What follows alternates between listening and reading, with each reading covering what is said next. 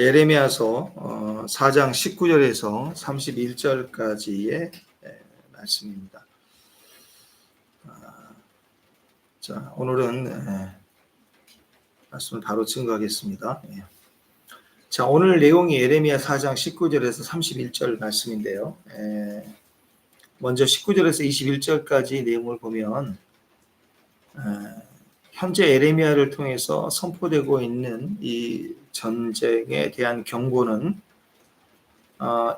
예레미야 그 마음, 그 중심에서부터 하나님의 심판인 이스라엘의 멸망을 생각할 때 너무나도 슬프고 또 그것이 너무나 안타깝다는 것이죠. 그래서 19절에 보면 나팔소리와 전쟁의 경보 이렇게 나와 있는데요. 이 경보는 바벨론의 침공이 시작이 됐을 때 그때 알리는 나팔 소리를 말하죠. 그런데 예레미야는 이 나팔 소리를 들었다는 거죠. 앞으로 일어날 미래에 일어날 전쟁의 나팔 소리를 어떻게 들었을까? 물론 귀로 듣는 건 아닙니다. 자기 심령에 나팔 소리를 들었다는 것이에요. 그러니까 이 전쟁이 났다. 바벨론이 침략해 왔는데 이스라엘을 멸망시키는 그런 전쟁이다. 이 알리는 이 나팔 소리는 단순히 우리가 아는 그런 나팔 소리가 아니라는 거죠. 그것은 심령으로 예언을 하고 또 심령으로 하나님의 말씀을 전했을 때에 안타까웠던 예레미야의 그 심령을 통해서 그 전쟁을 경고하는 나팔 소리는 미래적인 거지만 예레미야의 심령 속에 들려서 그 나팔 소리가 곧 멸망을 상징하기 때문에 예레미야는 너무나도 고통스러웠다는 거죠. 실제로 들리는 것처럼 가슴에 울렸던 이 전쟁 나팔 소리의 경보는 예레미야의 고통이었고, 그리고 마치 눈앞에 이제 그 하나님의 심판으로 진멸당할 이스라엘 백성들, 그리고 완전히 파괴될 성전에 대한 고통이 이미 예레미야에게서 시작이 됐다는 것이죠. 이것은 여러분 주님의 마음을 가진 사람들의 마음입니다. 그래서 미래적으로 일어날 일들을 앞으로 준비하면 되겠다 하는 결단과 각오에 대한 마음이 아니에요. 이것은 완전한 하나님의 심판인 것을 믿기 때문에 너무나도 고통스럽다는 거죠. 이게 주님의 마음을 가진 선지자들의 마음인 것입니다. 동시에 하나님 우리에게 내가 너희에게 내일 기적을 행하리라. 또 우리에게 소망의 메시지를 줄 때도 뭐 내일 가면 좋은 일이 있겠지 이렇게 막연하게 생각하는 것이 아니라 영적인 사람들은요 그 말씀을 들을 때 지금 들리는 것처럼 심령으로 듣는 거예요. 그래서 소망이 이미 이루어진 것처럼 내 가슴이 뛰고 즐겁다는 것입니다.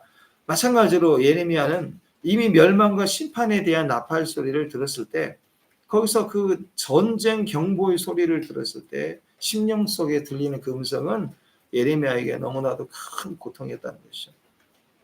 여러분 이것이 주님의 뜻을 가진 사람들의 마음입니다. 기계적으로 전하는 것이 아니라 주의 마음에 담긴 메시지를 전하기 때문에 슬픈 거예요.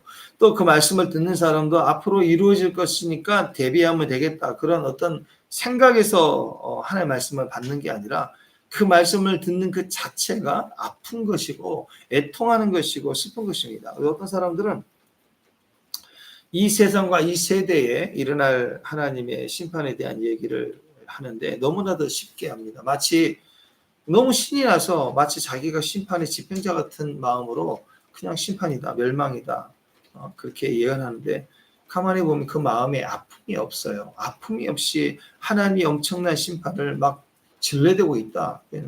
우리가 볼 때 참 선지자가 아닐 수 있습니다.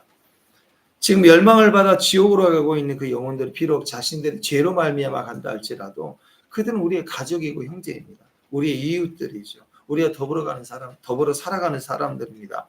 그래서 우리가 우리의 생명이 귀하듯이 그들의 생명도 너무나도 귀한 것이에요. 그래서 우리의 그 피와 눈물과 땀방울처럼 또 우리에게도 호흡이 있는 것처럼 우리가 그들을 향하여 눈물을 흘리고 기도하고 우리의 호흡을 다하여 주를 외칠 때 그리고 그들을 향하여 사랑을 고백하고 복음을 증거해야 되는데 만약에 우리가 그를 외면한다면 그들은 지옥 100% 지옥 가고 멸망당할 수밖에 없는 거 아니겠어요?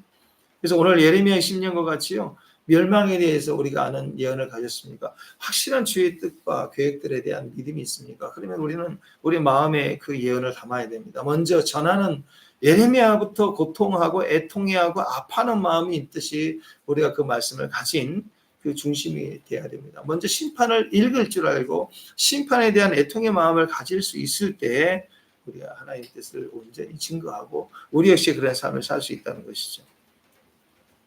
자, 이렇게 하나님의 심판에 대한 또는 하나님의 어떤 역사에 대한 믿음의 말씀을 가져서 우리 안에 그것이 지식으로 되어 있다면 여러분, 우리는 먼저 우리부터 하나님 말씀에 순종해야 됩니다. 또 들려지는 말씀에 대해서 우리는 순종해야 됩니다. 21절 22절 보면은요, 내가 저 깃발을 보며 나팔 소리를 듣기를 어느 때까지 할꼬. 내 백성은 나를 알지 못하는 어리석은 자요 지각이 없는 미련한 자식이라. 악을 행하기에는 지각이 있으나 선을 행하기에는 무지하다. 약한 데는 지혜로워요. 선한 데는 미련해요. 그래서 하나님의 심판의 몽둥이를 맞을 수밖에 없는 거고 알려줘도 그 길로 가는 거예요. 이 예레미야를 통해서 하나님이 한탄해하신 그 중심을 한번 보십시오. 내가 저 깃발을 보며 나팔 소리를 듣기를 어느 때까지 할꼬. 경보다 그러면 숨어야 되잖아. 피해야 되잖아. 피하지 않는다. 계속 두들겨 맞는 거예요. 그래서 하나님의 심판 메시지를 선포하는데 너무나도 고통스러운 것입니다. 하나님 심판 메시지를 선포하는데 선포하고 또 선포하는데 그들은 반응이 없어요. 여러분 결국 죄로 오염된 모든 것들은 반드시 파멸의 자리로 던져지게 되어 있습니다. 그게 영원히 미뤄지는 것이 아니에요. 하나님 때는 언제까지 영원히 우리에게서 멀리 경고만 하고 계시는 그런 하나님이 아니시다는 거죠. 23절에 보면 보라 내가 땅을 본즉 혼돈하고 공허하며 하늘에는 빛이 없다 그랬습니다. 이 말씀 자세히 한번 보십시오. 23절 말씀 보면 땅을 보았어요. 땅이 혼돈합니다. 땅이 공허합니다.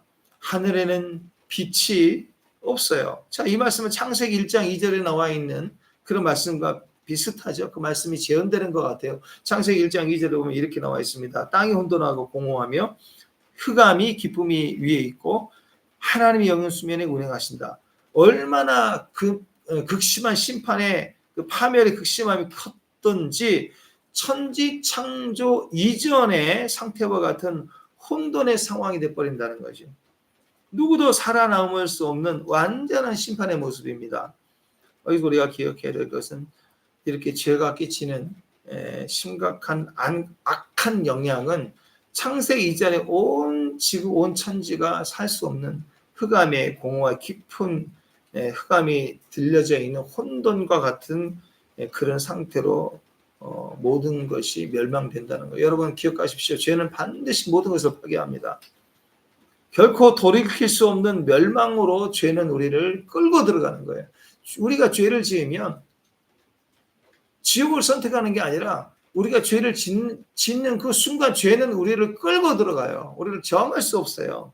그래서 완전한 멸망과 파괴로 들어갑니다. 사람들은 생각합니다. 딱 한 번만, 이번 한 번만, 딱 한 잔만, 이번 한 번이 마지막이니까 라고 생각을 합니다. 이 달콤한 미혹이 그 한 번의 단번의 시도가 온 인류가 멸망으로 들어가겠다는 것을 기억해야 합니다. 우리 삶 가운데 지금도 원수는 한 번만, 딱 이번만, 이번이 마지막이야 라고 미혹을 합니다. 그때 우리는 그 한 번 들어온 그 죄로 말미암아 하나님과 관계가 끊어지고요. 나와 내 자신이 수치를 얻게 되고 나와 다른 사람의 관계가 깨지고 나와 환경과 계속되는 부작용과 고통과 아픔 속에서 우리가 씹는 것마다 계속해서 엉겅퀴를 내고 가시떨벌을 우리 일으키면서 우리의 모든 일들을 망치는 일들이 계속될 수밖에 없는 것입니다. 하나님이 지으신 온 우주의 모든 피조 세계는요. 하나님 말씀으로 질서로 지어졌다는 것을 기억해야 해요. 그렇기 때문에 내가 하나님과 관계 속에서 죄로 말미암아 끊어지게 되면 하나님이 지으신 모든 시간, 공간 또 이 피조 세계에 이루어진 모든 것들과도 역기능이 되게 돼 있어요. 모든 것이 안 되게 돼 있다는 것입니다. 하나님이 지으신 모든 세상의 아름다움까지 다 파괴해버리고 심지어는 하나님이 그렇게 지으신 세상의 아름다움을 눈앞에 보고도 그것을 아름답게 볼 수 없는 악한 마음이 되고 저주하고 미워하고 싸우게 되는 것이죠. 지금도 마찬가지입니다. 죄는 지금도 우리를 파멸시킵니다. 죄는 부패하고 우리를 오염시킵니다. 그 결과 누구도 죄를 지으면 자유할 수가 없습니다. 묶여 있는 거예요. 여러분, 만약에 우리가 죄를 지어서 돈을 많이 벌었다면 그 돈은 우리에게 행복을 가져다 줄 것처럼 생각하지만요, 아닙니다. 죄를 지어서 얻어지는 그 물질은 우리를 철저히 더 파괴할 거예요. 우리를 멸망시킵니다. 그래서 여러분, 악인의 형통을 절대로 보호하지 마세요. 죄는 모양이라도 버려야 되는 것입니다. 결국 죄로 인한 하나님의 심판은, 오늘 이 말씀을 보십시오. 온 땅을 알곡이나 가라지를 가리지 않고 완전히 황폐케 할 것입니다. 모두가 다 말라질 거예요. 누구도 살아날 수 없는 완전한 심판입니다. 심지어 창세기 이전, 창조시대 이전에 공허하고 흑암이 깊었던 그런 완전한 혼돈 속에, 멸망 속에 아무도 살아날 수 없는 처참한 황폐 속에 빠지게 하는 것입니다. 자, 그런데 27절 후반절에 보면 온 땅이 황폐할 것이나 내가 진멸하지는 아니할 것 이하고, 하나님 가운데 하나님 우리를 소망케 하는 일이 지금 여기에 기록되어 있죠. 여러분, 이 말씀은요, 내가 진멸하지 아니할 것이다, 이 말은 우리 소망입니다. 소망인데 이 말 뜻을 오해하면 안 돼요. 내가 완전히 살 수 없도록 모든 것을 심판하는데 일부분은 남겨주시겠다, 그런 의도 아닙니다. 절대로 그렇게 오해하지 마세요. 이전까지 모든 이스라엘을 대한 하나님의 심판은요, 심판하실 때 일부분을 남겨두셨어요. 출애굽기에 보면 고센 지역 이스라엘 땅은 남겨주셨다고요. 온 땅에 치셨지만 남겨주셨다고요. 또 하나님 이스라엘 백성들을 보호하시고 이방을 칠 때가 있고요. 이스라엘 백성 중에서도 북이스라엘을 칠 때 남유다는 보호하셨고요. 남유다 가운데서도 어느 시대 어느 왕은 보호하셨어요. 그런데 오늘 여기서 말씀하시는 하나님의 심판은요, 알곡이나 가라지나 가리지 않고 치시는 심판. 마치 애굽의 10가지 큰 재앙 가운데 마지막 재앙은요, 고센 지역만 지켜놓았던 그런 재앙이 아니었습니다. 고센 지역을 포함한 이스라엘도 포함한 애굽에 있는 모든 백성들을 향하여 장자의 첫 새끼는 내 것이다 라고 찾으시는 심판이 시작된 거예요. 이 마지막 때에 오늘 대심판은 온 땅에 가득한 심판이 될 것입니다. 그래서 상징하는 심판이 오늘 예레미야 시대에 일어났습니다. 그때는 이스라엘이나 유대인뿐만 아니라 온 이방을 향한 완전한 타락한 하나님 백성 가리지 않고 모든 백성을 향하여 치시는 하나님의 예언입니다. 모든 것을 완전히 치시겠다는 거예요. 이제는 일부분을 남겨두시고 치시는 하나님의 심판이 결코 아니다는 것입니다. 자, 이 말은 무슨 뜻이냐면 이 두 가지 사실을 동시에 이루십니다. 첫 번째는 공의를 이루시겠다는 것. 이스라엘을 뿐만 아니라 온 땅을 치신다. 동시에 치시는데 일부분을 남겨두는 게 아니고 완전히 치신 다음에 그 다음에 보호하신다. 그를 회복시켜 주신다. 그러니까 100% 심판이고 100% 공의가 겹치는 거예요. 그 말은 무시무시한 심판을 하나님이 보내시지만 성도만은 보호하시겠다, 그런 게 아니고요. 무시무시한 심판을 보셔서 성도를 포함한 온 땅이 완전한 심판을 허락하셔서 멸망을 당하고 완전히 파괴된 이후에, 심지어는 성전까지 다 파괴한 이후에 끝났다 싶을 때 하나님은 그 백성들을 다시 상처를 싸매시고 회복시키고 치료하시고 다시 세우시겠다라는. 그러니까 이전에는 죽어가는 질병으로 고난을 당할 때 하나님이 치유의 손길을 내밀어서 고쳐주셨어요. 그러나 지금은 예레미야 시대는 완전히 심판으로 죽이시는 거예요. 그럼 다 끝나느냐? 아니에요. 주님에게는 부활이라는 마지막 히든카드가 있습니다. 그래서 예레미야에게 오늘 하시는 말씀은 완전한 심판으로 모든 것이 파괴될 것이다. 그러나 걱정하지 말라. 예수님에게는 부활이 있다라고 모든 것을 부활로 회복시켜 주심을 말씀하고 있습니다. 타락한 유다 백성들을 향한 예레미야나 이사야 시대의 이런 예언을 보십시오.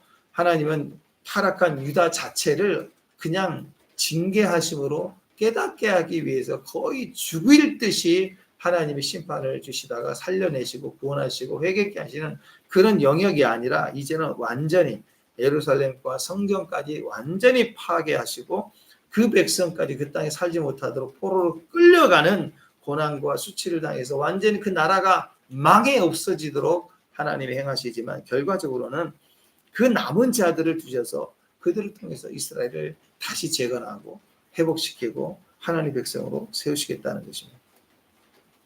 그럼 28절을 보십시오. 이로 말미암아 땅이 슬퍼할 것이며 하늘이 어두울 것이라 내가 이미 말하였으며 작정하였고 후회하지 아니하였은지 또한 거기서 돌이키지 아니하리라. 여러분, 유다에 대한 심판은 결코 돌이키지 않으신다는 거예요. 이제는 하나님 앞에서 회개하고 울고 돌아와도 이 심판은 반드시 이건 이루어질 수밖에 없는 심판. 여러분, 어떤 고난과 어떤 심판에 대해서는 우리가 즉각 깨닫고 회개하면 그것이 미뤄졌습니다. 아무리 약했고 못났어도 하나님 앞에 엎드리고 겸비하면, 우리 지난 시간에 봤었죠. 이 아합, 제일 형편없는 왕 중에 하나가 아합 왕 아니에요. 그 아합 왕조차도 하나님의 심판을 예언을 듣고는 거기서 풀이 죽어 돌아다니는 것 자체만 봐도요, 풀이 죽어서 돌아다니는 것만 보고도 하나님이 기뻐해서 그 아들 세대의 심판을 하시겠다고 유보하시지 않습니까? 예. 이전에는 하나님이 우리에게 어떤 악을 행하였어도 깨닫고 회개하면 돌이키시는 그런 심판이었어요. 그러나 이번에 우리에게 선포되는 유다 심판은 반드시 시행될 심판입니다. 네, 예루살렘이 완전히 회복될 거예요. 그리고 나라가 망할 것이에요. 성전까지 무너지고 없어진다. 이스라엘 백성들은 그 땅에 남지 못하고 흩어진다는 거예요. 완전히 끝났다는 거죠. 그러나 이 심판은 완전히 새롭게 하시는 그런 하나님의 회복을 약속하신 심판이죠. 예수님께서 나사로가 죽었을 때 그때 예수님 앞에 나타났던 마르다는 예수님이 어떤 질병도 치료하시는 하나님이라는 것을 마르다는 믿었지만 예수님이 죽음을 위해서 부활케 하시는 부활의 주님인 것을 몰랐어요. 그래서 네 오라비가 산다 했을 때 마르다의 첫 번째 반응은 예 주여 마지막 날 내 오라비가 살 줄 믿습니다라고 마지막 때 일어날 구원에 관한 이야기를 했단 말이에요. 그때 예수님이 뭐라고 그랬어요? 아니다 나는 부활이요 생명이다. 나를 믿는 자는 죽어도 살겠고 무릇 살아서 나를 믿는 자는 영원히 죽지 아니야. 네가 믿느냐라고 부활을 얘기했을 때 믿나이다 하지 않습니까? 그때 오직 예수님은 지금 부활의 주님이라는 거예요. 그래서 지금 죽어있는 그 나사로를 향하여 나오라 해서 그를 죽은 자 가운데 살리시는 역사를 보게 되는 것입니다. 여러분, 우리 주님은 죽어가는 자도 살리십니다. 어떤 질병에서도 어떤 죄를 지었어도 회개하고 돌이킬 때 우리를 일으키십니다. 그러나 예수님이 친히 오셨었던 그분은 죽으셔야만 됐어요. 우리가 기도하고 그리 마옵소서 한다고 주님이 십자가에 오르지 않으셨으면 어떤 일이 됐겠어요? 주님은 반드시 오르셔야 될 죽음을 지나가십니다. 마지막 때 대심판도 마찬가지입니다. 또 애굽에 임했던 마지막 재앙은 애굽에 있는 사람들뿐만 아닙니다. 유다 백성들을 향하여서도 친히 하나님이 치시는 전쟁이었고 그때 하나님이 그 백성을 살리시는 표는 양을 잡아다 피를 바른 예수의 사람들이었다는 것을 우리에게 말씀하고 있죠.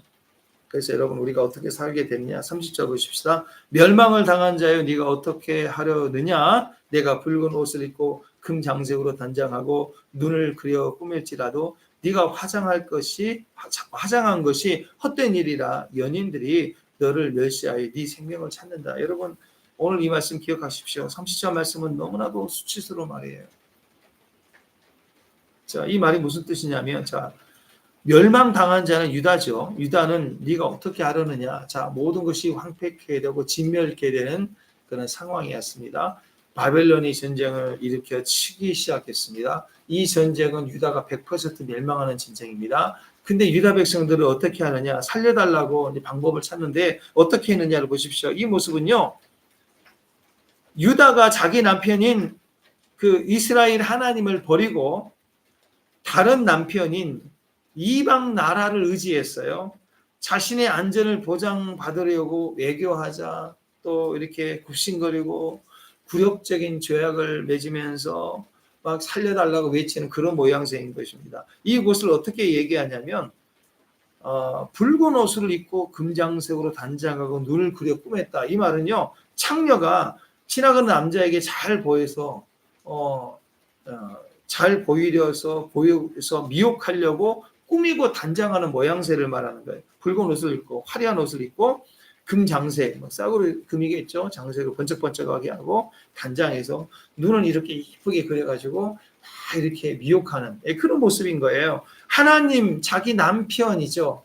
이스라엘은 자기 남편 하나님을 버리고 그리고 이방 나라의 신을 자기 남편처럼 즐겼습니다. 음행했습니다. 우상을 섬겼습니다.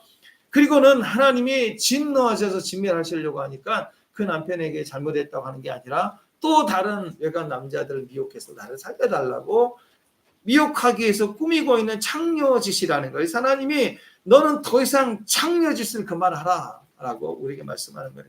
너무나 토할 것처럼 내가 싫다라고 말씀하시는 거예요.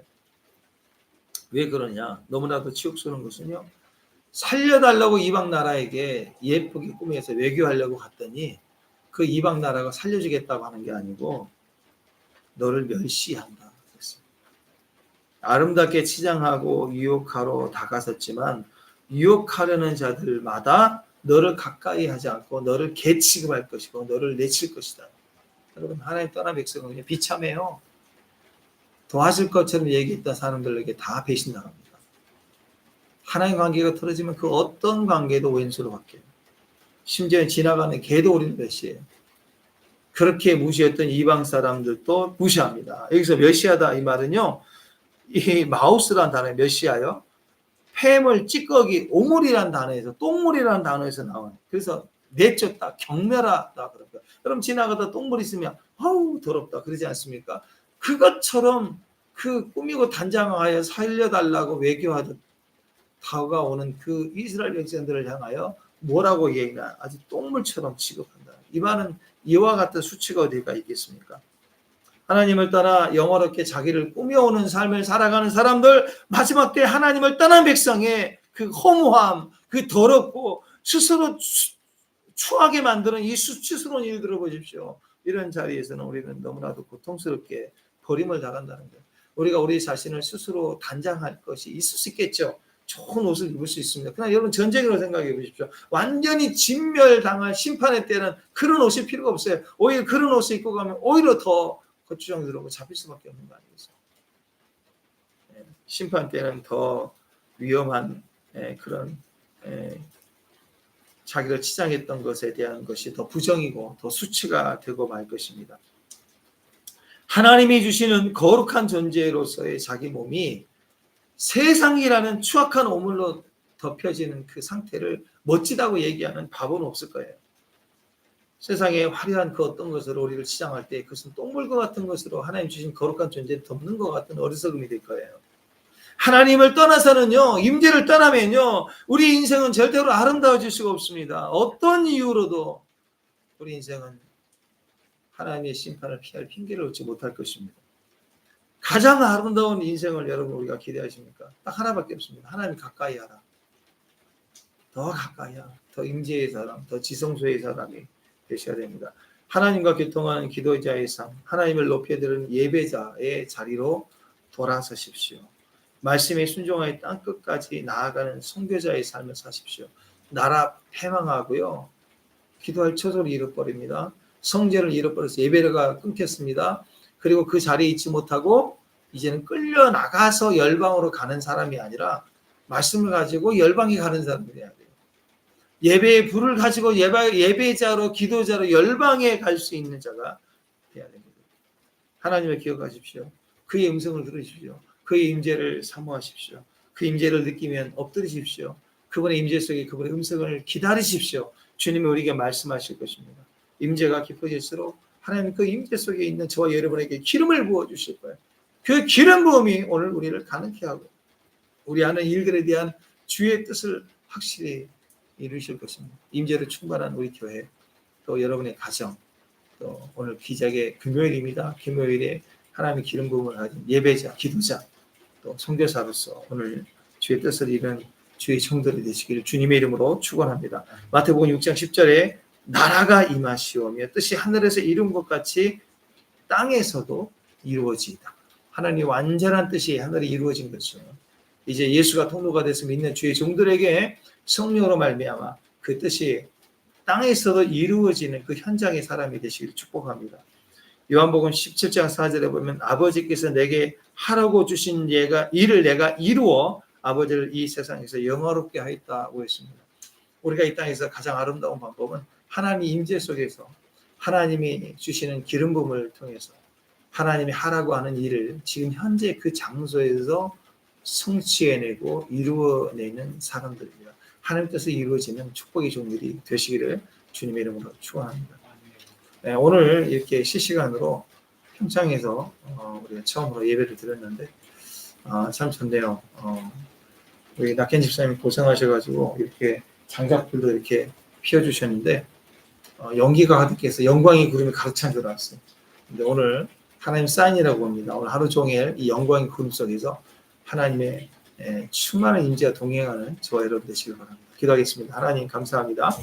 오늘 주의 종들에게 기름을 부어주시되 지금 예배하는 저들 머리 위에 성령님 임재하여 주시고 오 주여 감사합니다. 기름을 부어주시고 뜻을 정확하고 분명하게 하셔서 전쟁의 나팔 소리와 같이 지금 우리에게 주시는 또렷하고 분명한 주님의 그 음성을 듣게 하셔서 오늘 소망을 가지고 돌파해 나갈 때 능력 있게 하시고 힘 있게 하시고 성취되는 기적의 금요일이 되게 하옵소서. 예수님의 이름으로 기도합니다. 아멘.